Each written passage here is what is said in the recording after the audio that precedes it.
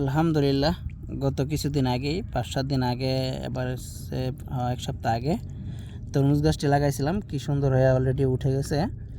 তো আসলে দেখা যাক, হয়তো এই তরমুজ মাসের মধ্যে হয়তো দেখা যায় 1 মাস কিংবা 1.5 মাসের মধ্যে অলরেডি তরমুজ আয়া পড়ে। সৌদি আরব অবশ্যই তরমুজকে হাফ হাফ বলা হয়।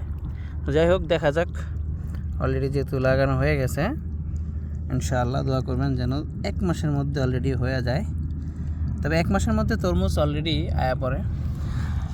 এই বিশাল এক মাজরা, এখানে প্রত্যেকটা এই এতটুকু জায়গার মধ্যে তরমুজ এবং কি শাম্মাম লাগানো হয়েছে। যারা সৌদি আরব আছেন তারা আসলে বলতে পারবেন যে শাম্মাম কী জিনিস।